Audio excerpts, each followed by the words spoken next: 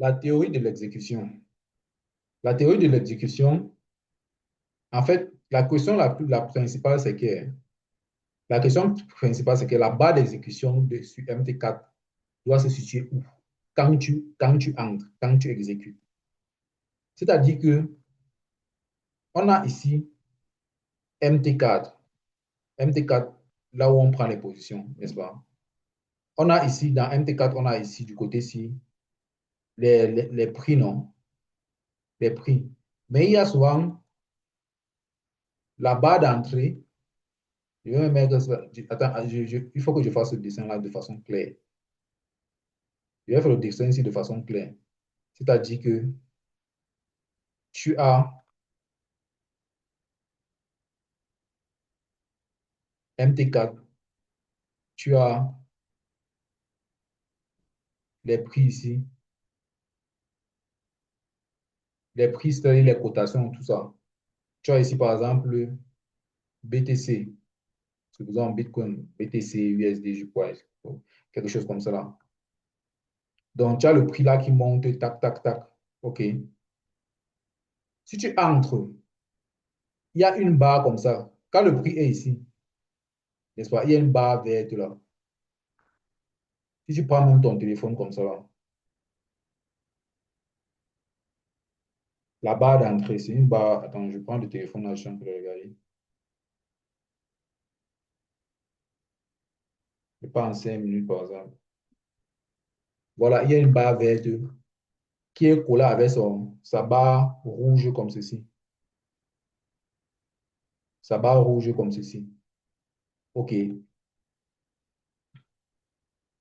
C'est ce qu'on appelle le spread, n'est-ce pas? Le spread du broker. C'est la commission du broker. C'est la commission. C'est-à-dire que quand tu prends un trade de 100 dollars,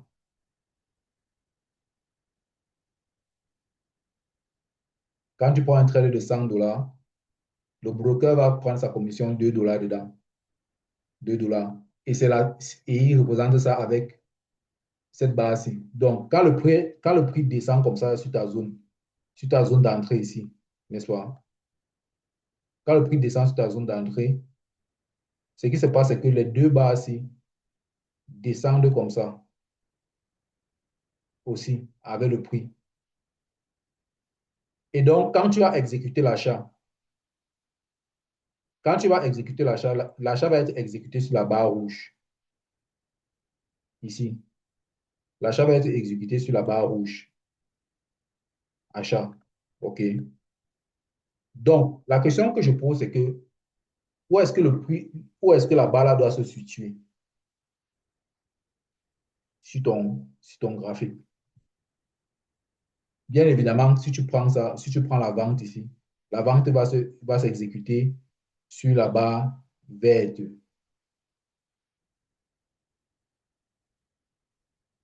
Si c'est que tu as, par exemple, ça.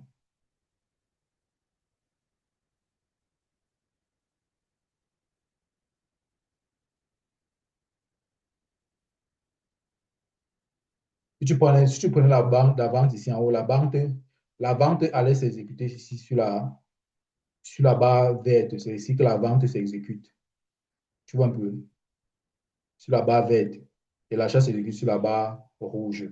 Donc, la question, c'est que la barre là doit se trouver où quand tu fais l'exécution. Voici les unités de temps de l'exécution de M1 entre H4 et M1. Voilà où on exécute normalement.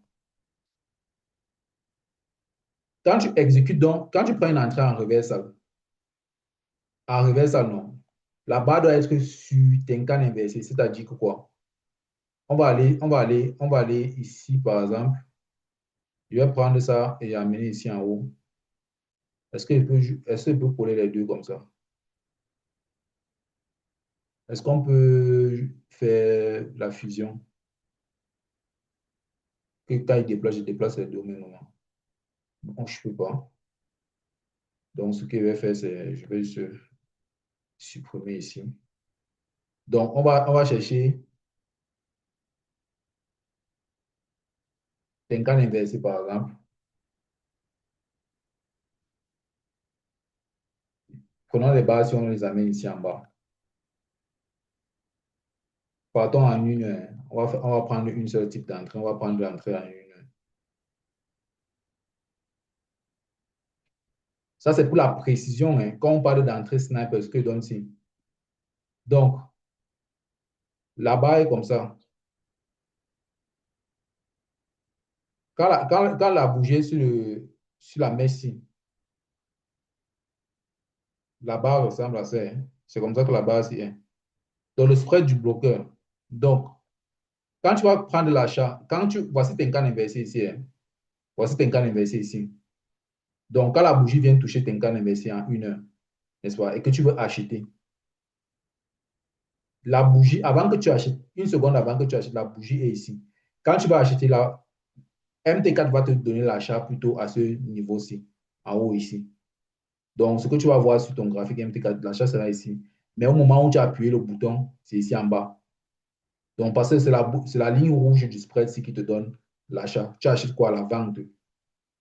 Tu achètes l'offre vendeuse ici, n'est-ce pas? Donc, la question, c'est que sur ton canne inversé, ta base doit être située où? La, quand tu passes MT4 et que tu vois ton Tenkan inversé comme ceci, ton Tenkan inversé comme ceci, quand tu appuies sur le bouton d'achat, la barre doit être située sur Tenkan inversé, donc comme ceci, comme tu vois là. Donc, j'aimerais bien. Attends.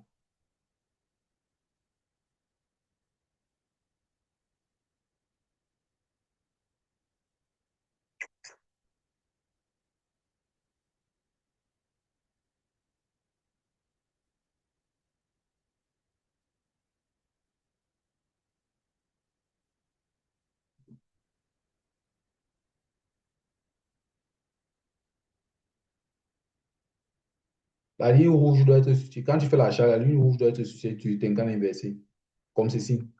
Tu ne dois pas faire l'achat et ta ligne rouge ici. C'est-à-dire que sur MT4, l'achat se fait ici, loin en haut. Pourquoi?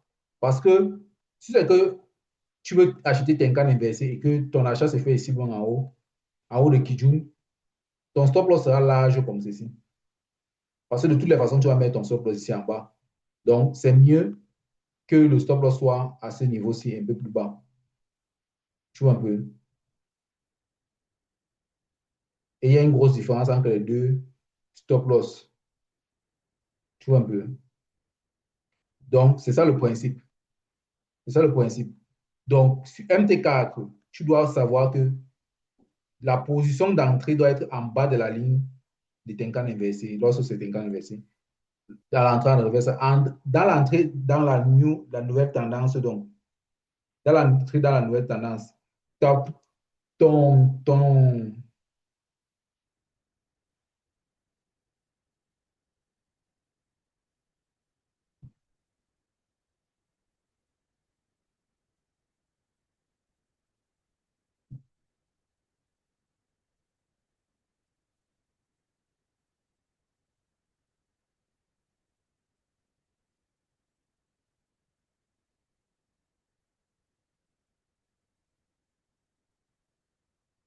j'essaie un peu de voir si je peux avoir le dessin.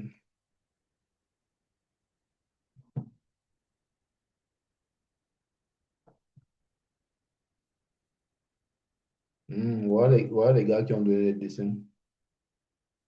Voilà, c'est ça qu'il disait. La barre rouge est en haut, la barre verte est en bas.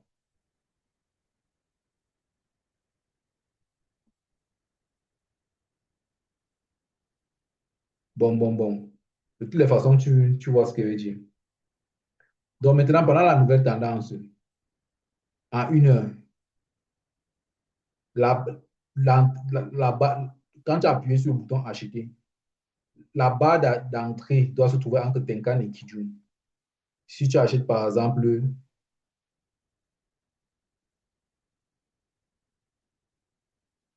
ici le Tenkan ici, non, je vais par exemple dire le Tenkan ici, non. La barre d'achat, la barre d'entrée qui est rouge là, c'est la barre rouge pour l'achat. Pour l'achat, c'est la barre rouge. Ça doit se trouver entre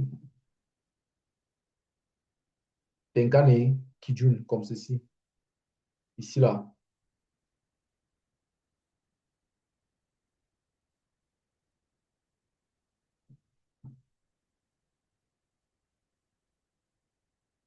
lors de la nouvelle tendance ici. La barre rouge d'achat doit se trouver ici. Pas loin là-bas en haut. Pas genre la barre d'achat ne doit pas être venue ici, encore sur le sommet. Ça veut dire que c'est pas bon. Ça veut dire que tu n'es pas assez précis comme un sniper. Tu dois te retrouver ici quelque part comme ça. Tu vois un peu. Après l'entrée en push-train, la barre d'achat doit se trouver où? La barre rouge là, qui est la barre d'achat, en bas de Kijun.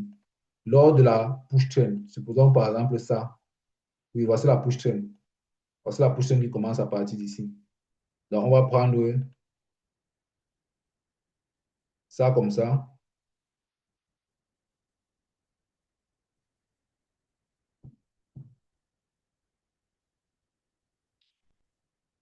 Ah, pourquoi je n'arrive pas à faire ça? Tu vois un peu. Et pour le cas d'espèce-ci, pour la nouvelle tendance ici, voici où ta barre d'entrée devait être. Sur SSA ici, là. Pas loin là-bas en haut, pas loin ici. Sinon, tu n'as plus la bonne entrée. Et maintenant, pour les tech profits, après KSB, n'est-ce pas? À H1, le tech profit doit se trouver, la barre du tech profit doit se trouver en haut du V-breaker. C'est-à-dire que si tu viens, par exemple, tu dis, par exemple, que tu vas prendre tes profits,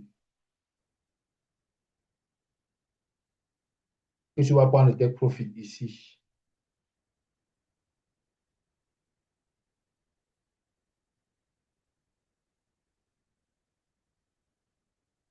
Après le V-breaker ici, là, ton take profit sera la ligne verte, hein. Donc, ici, voici le V-breaker ici, n'est-ce pas? Voici le V-breaker, ce V-breaker-ci. Ton take profit, ta barre de take profit, c'est la barre verte. Voici où ta barre de take profit doit se trouver. C'est ça ce qu'on appelle la précision. Parce qu'il y a souvent, tu restes là devant l'écran, tu tu ne fais rien, tu veux trop attendre, tu ne sais pas ce que tu attends, tu viens plutôt prendre le take profit loin à côté encore de l'entrée. C'est que tu n'es pas un bon sniper, c'est pas bon. Il faut être très, très, très précis. Il faut être très, très précis. Donc, j'ai donné tous les éléments de où est-ce que le spread du broker doit se trouver dans ce petit tableau. Tu vois un peu. Je vais parler dans chacun d'entre eux, mais je te donne l'idée générale parce qu'il faut être un sniper. C'est pour les snipers. C'est pour les snipers. Il faut bien être là au bon moment. Il ne faut pas commencer à prendre les trades où ça te frustre. Sinon, ça va te frustrer. La théorie de l'exécution, c'est pour les snipers.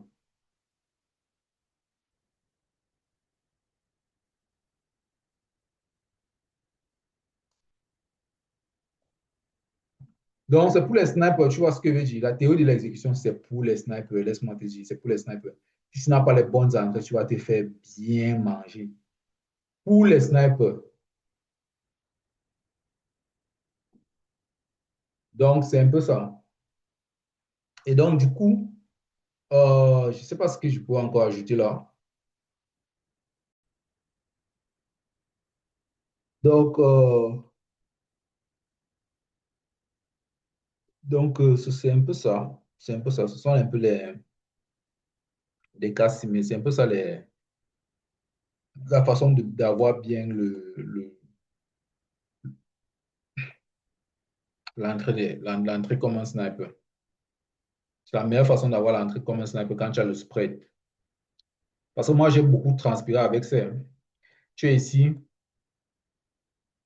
tu es ici en 1 heure.